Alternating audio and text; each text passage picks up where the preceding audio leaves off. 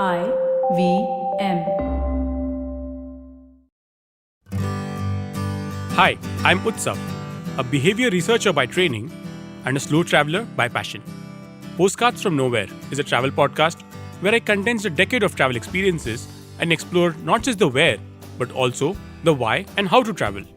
My stories emerge from slow traveling the less explored parts of the world: Bosnia and Herzegovina, Armenia, Uzbekistan, and even China. At the end of each story, I give practical tips and new ideas about how to travel better.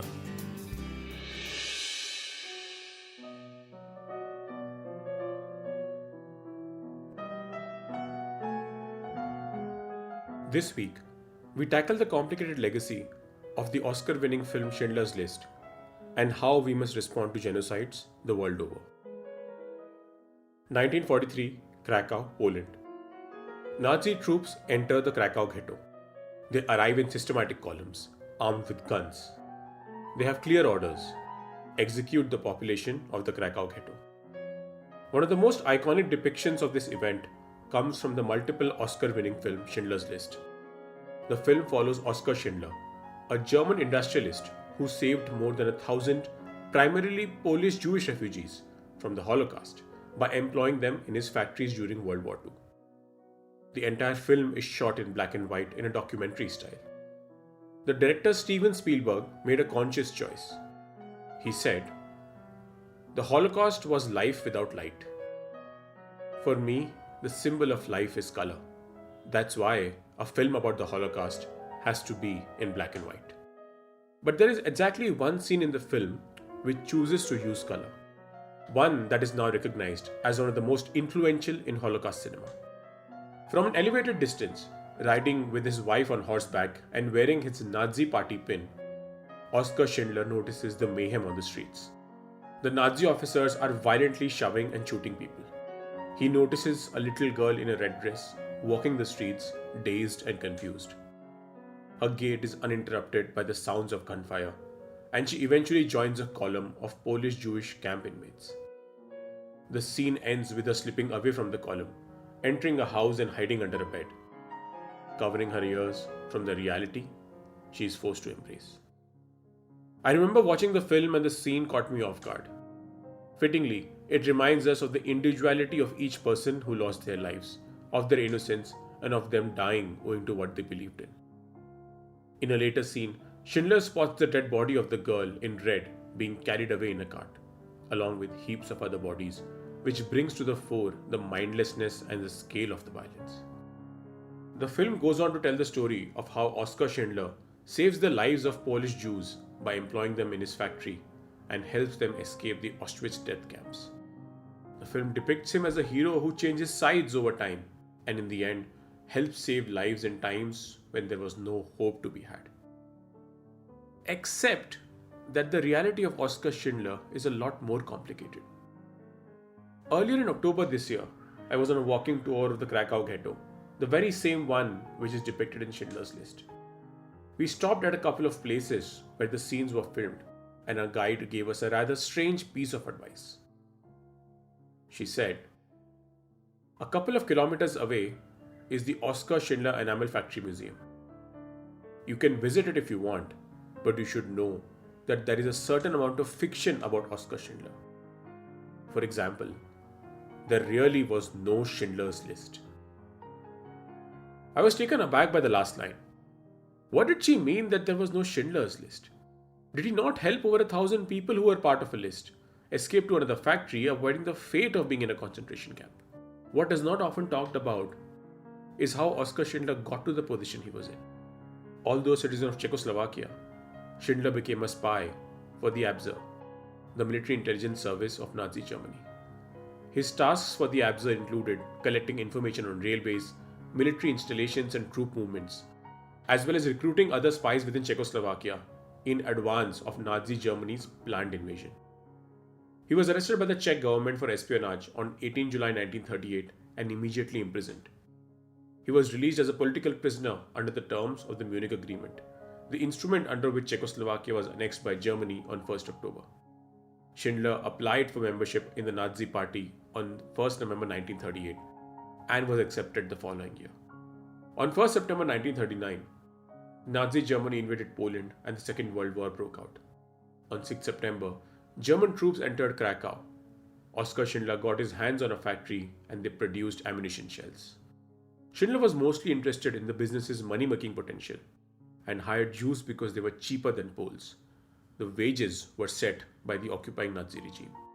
In the later years, his wife Emily, who months before her death condemned him as an amoral womanizer and someone who gave her no credit for her role in saving the 1200-odd Jewish prisoners. There was actually no list Schindler himself created because he was in an SS prison for bribing a SS guard. But the list was put together by people who worked with him. Yes, there was a list, though Schindler did not exactly create it. Oskar Schindler was more of a repentant opportunist than a savior. Towards the end of the walking tour, we passed by an unremarkable two-storied house on a street corner. It was once the home of a 6-year-old Jewish boy whose parents had moved from Paris to Krakow in early 1937. He attended primary school for only a few weeks until all the Jewish children were abruptly expelled. That initiative was soon followed by the requirement that all Jewish children over the age of 12 wear white armbands with a blue Star of David imprinted for visual identification. After he was expelled, he would not be allowed to enter another classroom for 6 years. Polanski witnessed both the ghettoization of Krakow's Jews and their subsequent deportation to German death camps. He watched as his father was taken away. Decades later, the 6-year-old boy, who was by then a renowned filmmaker, was approached first to make Schindler's List. He declined, saying that he was too close to the subject matter, and he did not wish to remember his time from the Krakow ghetto. He was eventually reunited with his father, but he never saw his mother again.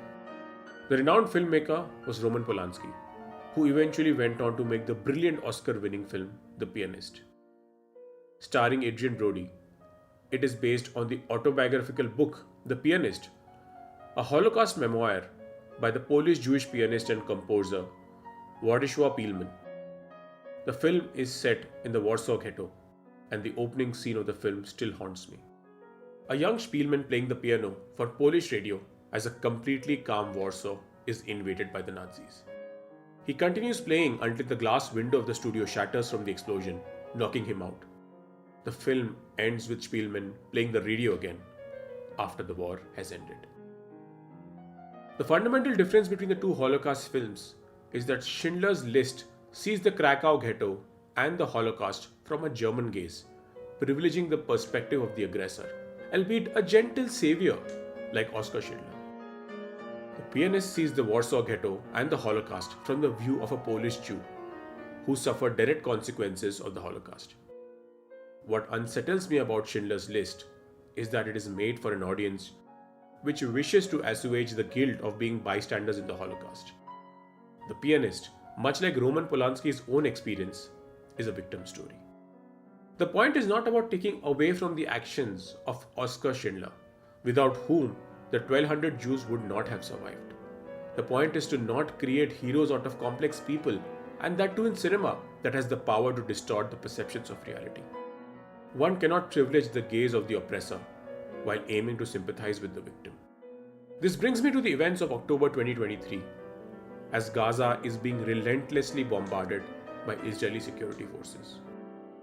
Across the world, after every instance of genocide and ethnic cleansing, the world swears never again. As a traveler, I saw this in the Auschwitz concentration camp in Poland, in the killing fields of Cambodia, in the Armenian genocide, in the Vietnam War, and in the ethnic cleansing of Bosnia. Closer home, that too only in recent memory, we have the 1984 anti-Sikh riots in Delhi, the 2002 anti-Muslim riots in Gujarat, and the 2023 violence in Manipur. But each time, as it's happening with Gaza right now, we have allowed genocide. The aggressor always has a justification, and the world willingly or unwillingly turns a blind eye.